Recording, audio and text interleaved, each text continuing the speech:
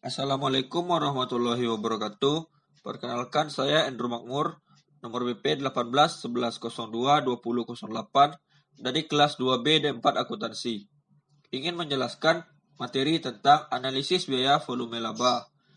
Sumber bukunya yaitu buku 2, edisi 8 Hansen Moen, Akuntansi Manajemen.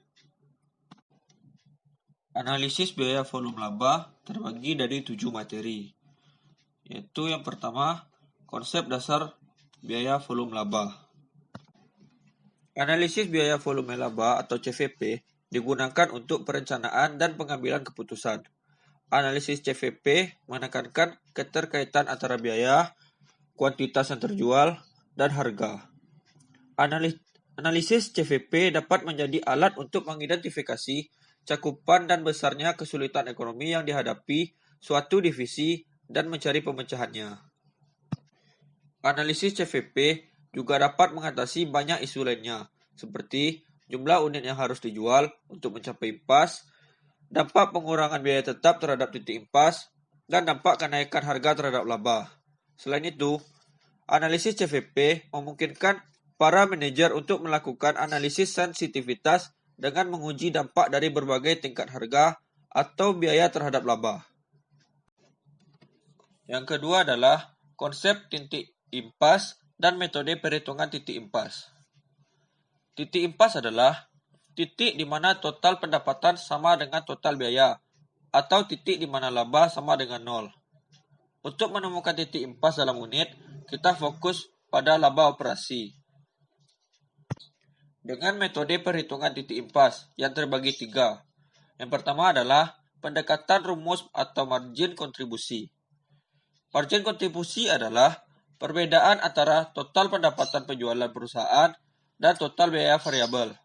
Dengan kata lain, margin kontribusi adalah total jumlah penjualan yang memiliki biaya variabel. Konsep margin kontribusi dapat digunakan untuk mengukur seberapa efisien suatu perusahaan dalam menghasilkan produknya dan bagaimana perusahaan dapat mempertahankan biaya variabelnya pada tingkat yang rendah. Dengan rumus, margin kontribusi sama dengan penjualan bersih dikurang biaya variabel. Dan rumus satu lagi, rasio margin kontribusi sama dengan margin kontribusi dibagi penjualan. Dan untuk mencari titik impas atau break even point atau BEP, rumusnya adalah BEP sama dengan biaya tetap dibagi rasio margin kontribusi. BEP per unit sama dengan biaya tetap dibagi margin kontribusi per unit. Metode perhitungan titik impas yang kedua adalah pendekatan laporan laba rugi. Metode pendekatan laporan laba rugi adalah metode yang berdasarkan pada pendekatan laporan laba rugi. Penentuan BEP atau impas dengan teknik persamaan dilakukan dengan mendasarkan pada persamaan pendapatan sama dengan biaya ditambah laba. Rumusnya adalah Y sama dengan CX dikurang BX dikurang A. Dengan Y sebagai laba, C adalah harga jual per unit, X adalah jumlah produk yang dijual, B biaya variabel per unit, dan A adalah biaya tetap. Untuk mendapatkan BEP dengan metode laporan laba rugi dengan rumus sebagai berikut. BEP sama dengan total biaya tetap dibagi 1 dikurang biaya variabel per unit per harga jual per unit. Sedangkan BEP per unit sama dengan total biaya tetap dibagi harga jual per unit dikurang biaya variabel per unit. Metode perhitungan titik impas yang ketiga adalah pendekatan grafik. Grafik biaya volume laba menggambarkan hubungan antara biaya, volume, dan laba. Untuk mendapatkan gambaran yang lebih terperinci, perlu dibuatkan grafik dengan 2 garis terpisah, yaitu garis total pendapatan dan garis total biaya. Pembuatan garis dilakukan dengan rumus sebagai berikut. Pendapatan sama dengan harga dikali unit. Sedangkan total biaya sama dengan biaya variabel per unit dikali unit ditambah biaya tetap. Dapat kita lihat dalam grafik, sumbu datar atau sumbu X menyatakan volume penjualan yang dapat dinyatakan dalam satuan kuantitas atau rupiah pendapatan penjualan. dan sumbu tegak atau sumbu Y menyatakan pendapatan penjualan dan biaya dalam rupiah. Dan ketiga, impas atau BEP adalah terletak pada perpotongan garis pendapatan penjualan dengan garis biaya. Bila dari titik perpotongan tersebut ditarik garis tegak ke sumbu X, akan diketahui pencapaian impas berdasarkan volume penjualan. Jika dari titik impas ditarik garis tegak lurus ke sumbu Y, akan diketahui pencapaian titik impas berdasarkan pendapatan penjualan. Selanjutnya, materi yang ketiga adalah target laba dan jenis-jenis target laba. Target laba adalah sebuah target yang dibuat perusahaan sehingga perusahaan akan berusaha keras untuk mencapainya. Target laba dapat dinyatakan dalam satuan mata uang atau persentase dari pendapatan penjualan. Pendekatan laba operasi dan pendekatan margin kontribusi dapat disesuaikan dengan mudah untuk mencari target laba. Jenis-jenis target laba ada 3. Yang pertama adalah target laba dalam jumlah dolar atau satuan mata uang. Misal, perusahaan A ingin memperoleh laba operasi sebesar 60.000. Berapa unitkah barang yang harus dijual perusahaan A? Jika kita menggunakan laporan laba rugi, kita harus menggunakan rumus Y sama dengan CX dikurang BX dikurang A. Yaitu 60.000 sama dengan 400 dikali unit kurang 325 dikali unit kurang 45.000. Jadi 105.000 sama dengan 75 dikali unit. Unitnya sebesar 1.400. Jika kita menggunakan persamaan BEP, kita hanya perlu menambahkan target laba sebesar 60.000 pada biaya tetap dan langsung mendapatkan jumlah unit. BEP unitnya sama dengan total biaya tetap dibagi harga jual per unit dikurang biaya variabel per unit. Jadi unit sama dengan 45.000 ditambah 65.000 dibagi 400 kurang 325 sama dengan 105.000 dibagi 75 sama dengan 1.400. Maka perusahaan A harus menjual 1.400 unit untuk mendapatkan laba sebesar 60.000. Laporan laba rugi berikut membuktikan hasilnya. Yang kedua adalah target laba dalam persentase dari pendapatan penjualan. Misalnya, perusahaan A ingin mengetahui jumlah produk yang harus dijual untuk menghasilkan laba sebesar 15% dari pendapatan penjualan. Pendapatan penjualan adalah harga yang dikalikan dengan kuantitas. Dengan menggunakan laporan laba rugi, diperoleh Y sama dengan CX dikurang BX dikurang A.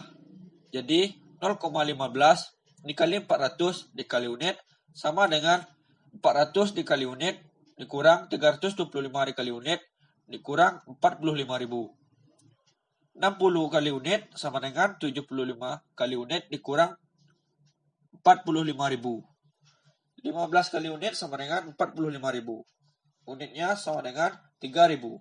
Maka perusahaan A harus menjual 3.000 unit untuk menghasilkan laba dari pendapatan penjualan sebesar 15%. Yang ketiga adalah target laba setelah pajak. Ketika perusahaan ingin mengetahui jumlah unit yang harus dijual untuk menghasilkan laba bersih tertentu, diperlukan beberapa pertimbangan tambahan. Dengan demikian, kita harus menambahkan kembali pajak penghasilan untuk memperoleh laba operasi ketika target laba dinyatakan sebagai laba bersih.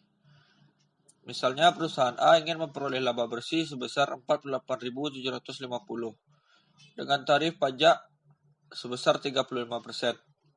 Maka harus dicari laba sebelum pajak dengan cara berikut. Laba bersih sama dengan laba operasi dikurang tarif pajak dikali laba operasi. 48.750 sama dengan laba operasi dikurang 35% dikali laba operasi. 48.750 sama dengan 0,65 laba operasi. Laba operasinya 75.000. Dengan kata lain, perusahaan A harus menghasilkan laba operasi sebesar 75.000 untuk memperoleh laba bersih 48.750. Maka kita dapat menentukan jumlah unit yang harus dijual. BEP unit sama dengan total biaya tetap per harga jual per unit dikurang biaya variabel per unit. Sama dengan 45.000 ditambah 75.000 per 400 kurang 325. Sama dengan 120.000 per 75 sama dengan 1.600. Kita dapat memeriksa jawaban ini dengan menyusun laporan laba rugi seperti berikut. Selanjutnya materi keempat, grafik hubungan biaya volume laba. Analisis volume dan laba merupakan grafik yang memberikan informasi bagaimana pengaruh perubahan volume pada laba perusahaan. Analisis ini disusun dengan membuat garis laba rugi dan garis volume penjualan. Garis laba rugi digambarkan dengan menarik garis vertikal, sedangkan volume digambarkan dengan garis horizontal. Garis horizontal akan memotong garis vertikal pada laba sama dengan 0 atau saat break even point. Misal, sebuah perusahaan mempunyai data biaya dan harga jual sebagai berikut. Biaya tetap total 1 periode 1 juta.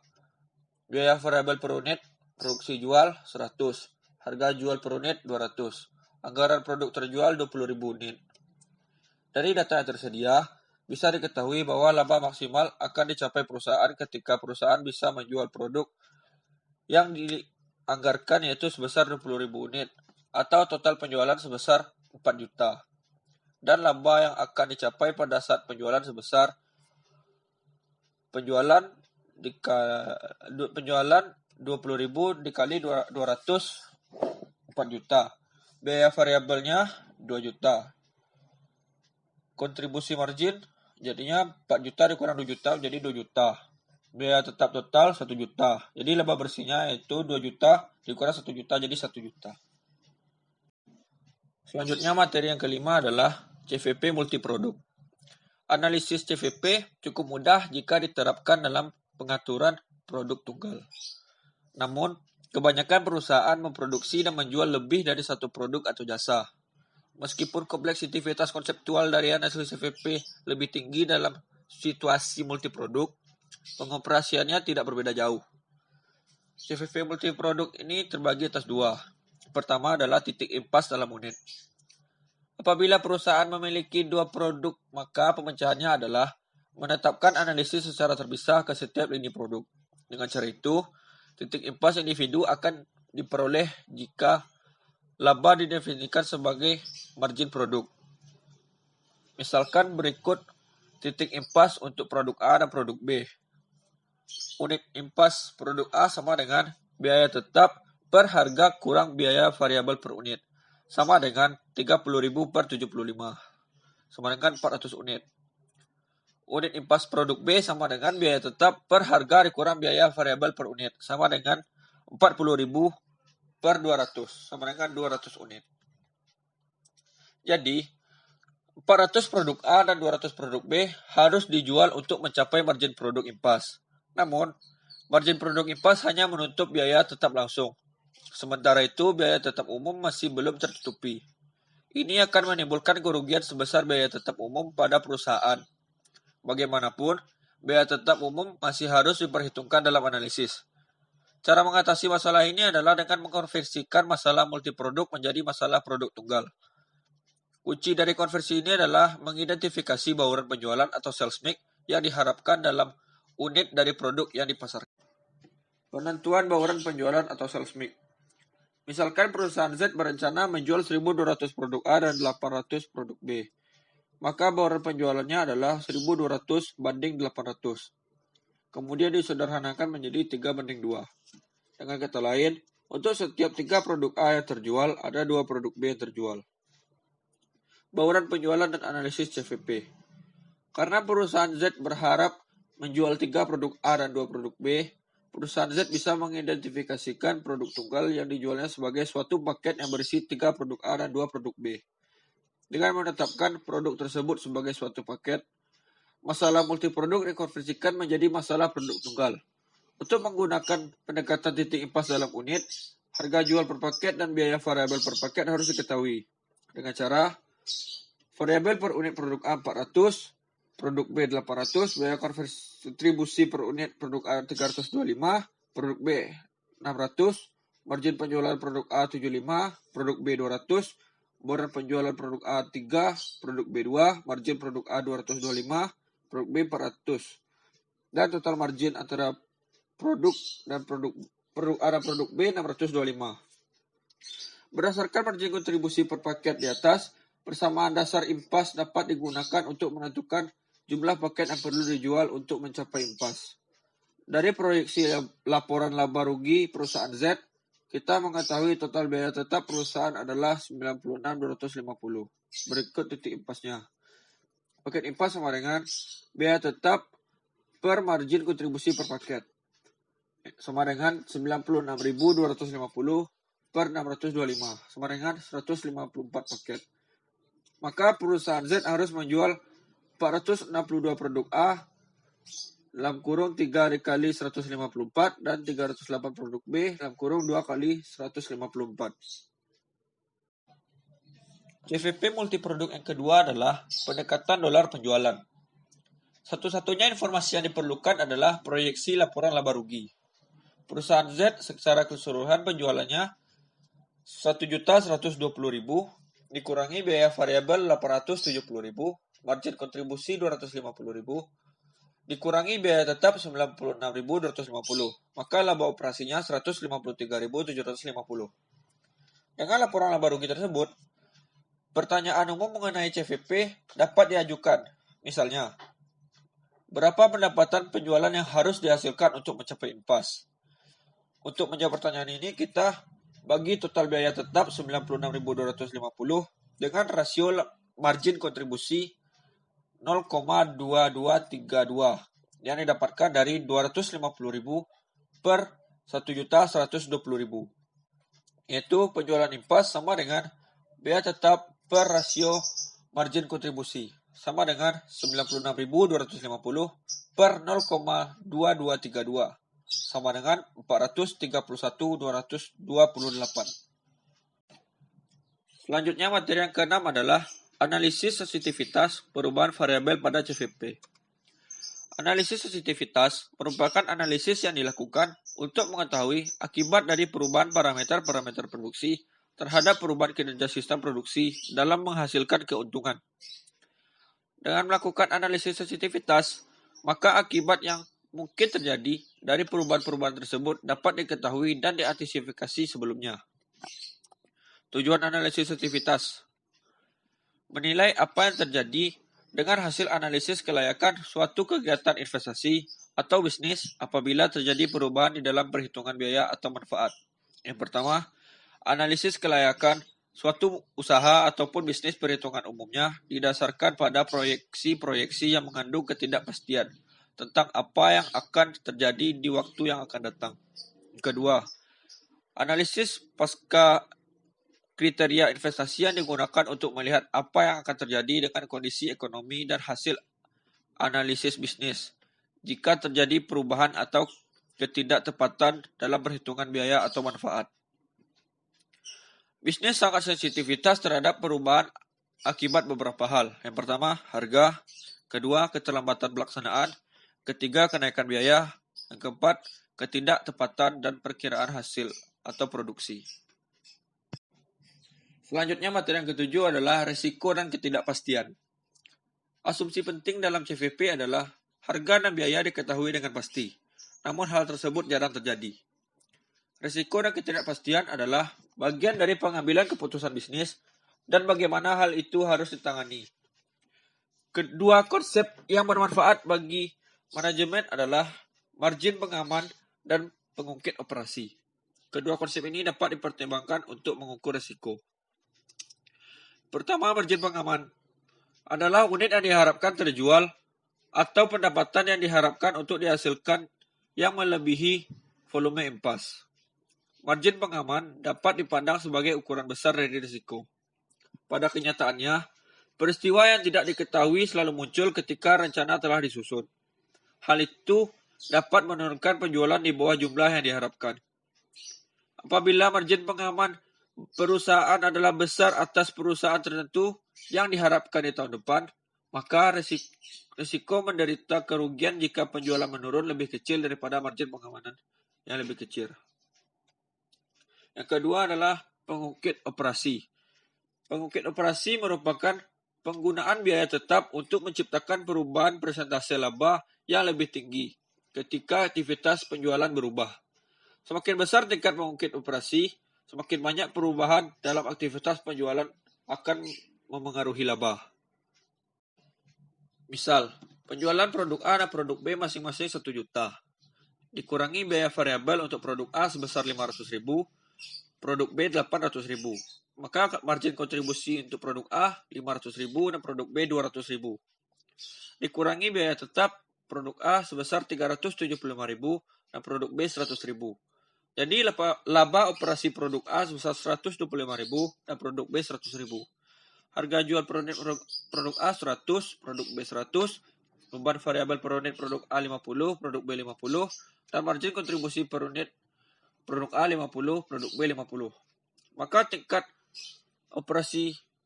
pengungkit operasi produk A dan produk B yaitu untuk produk A margin kontribusi dibagi laba sebesar 500.000 dibagi 125.000 sama dengan 4. Dan tingkat pengungkit operasi produk B sama dengan margin kontribusi dibagi laba sama dengan 200.000 dibagi 100.000.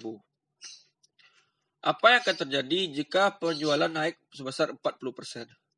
Jadi penjualan untuk produk A dan produk B sebesar 1.400.000. Dikurangi biaya variabel untuk produk A 700.000 dan produk B 1.120.000. Jadi margin kontribusinya sebesar untuk produk A 700.000 dan produk B 280.000. Dikurangi biaya tetap untuk produk A 375.000 dan produk B 100.000. Laba operasi untuk produk A sebesar 325.000 dan produk B 180.000. Jadi laba untuk produk A akan naik sebesar 200.000.